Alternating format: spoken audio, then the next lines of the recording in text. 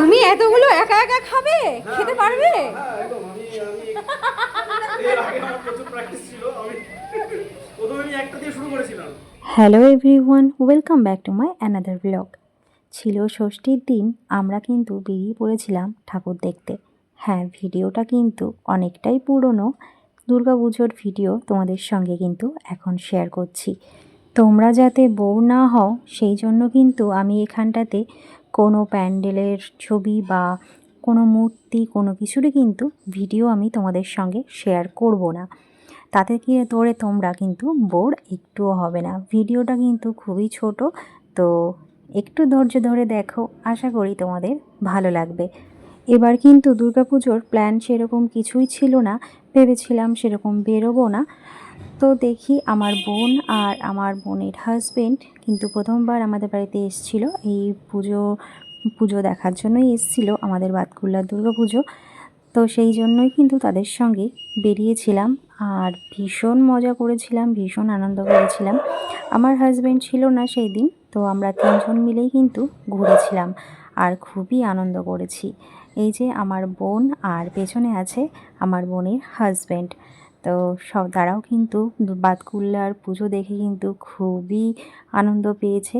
তাদেরকে মোটামুটি আমি বাতকুল্লের সমস্ত ঠাকুর দেখিয়েছি, কোনো ঠাকুর কিন্তু বাদ যায়নি।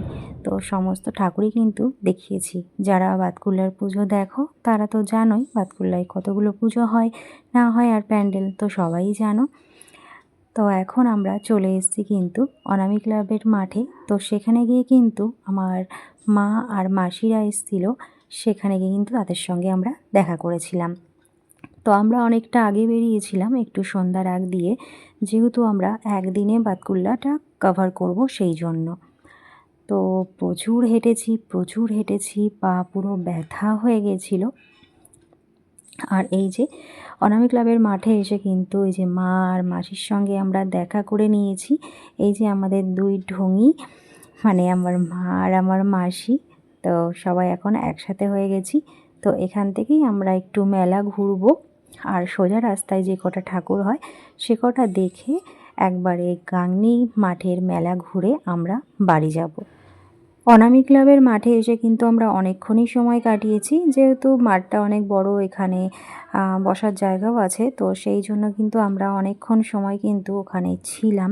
প্রচুর ফটো ভিডিও সমস্ত কিছু করেছি। তারপরে চলো এখন যাওয়া যাক মেলার দিকে, কারণ কিছু খেতে তো হবে, শুধু ঘুরলেই তো হবে না।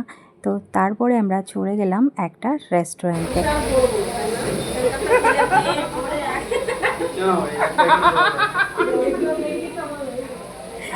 তুমি এতগুলো একা একা খাবে? খেতে পারবে? হ্যাঁ একদম। এর আগে আমার প্রচুর প্র্যাকটিস ছিল।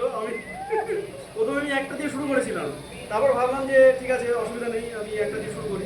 আচ্ছা আচ্ছা। তো দেখলাম যে একটা থেকে দুটো, বাবা বিশাল ব্যাপার। তারপর দেখলাম তিনটে, এই করতে করতে আমি আজকে 5টা খাচ্ছি। এমা ওদিক থেকে কি একজন হাত বাড়াচ্ছে, এমা সব নিয়ে নিল। এবার আমরা খাওয়া দাওয়া করে একদম বেরিয়ে পড়লাম এবার মেলার দিকে।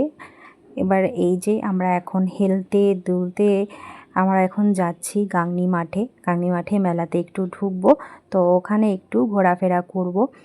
আর আমরা চলে এসেছি, এই যে দেখতে পাচ্ছ আমাদের গাংনী উন্নয়ন সংঘ। চলো এবার তাহলে বাড়ির দিকে যাওয়া যাক। করতে করতে আসছে, শুনশান রাস্তা। এখন বাজে কটা? 1:30 বাজে। এখন যাচ্ছি বাড়ি। আজকে কিন্তু সন্ধ্যা থেকে ভীষণ ভালো কাটলো, খুব মজা করলাম, আনন্দ করলাম সবাই মিলে। তো চলো আজকে ভিডিও এখানেই শেষ করছি, দেখা হচ্ছে নেক্সট আরেকটি ভিডিওতে।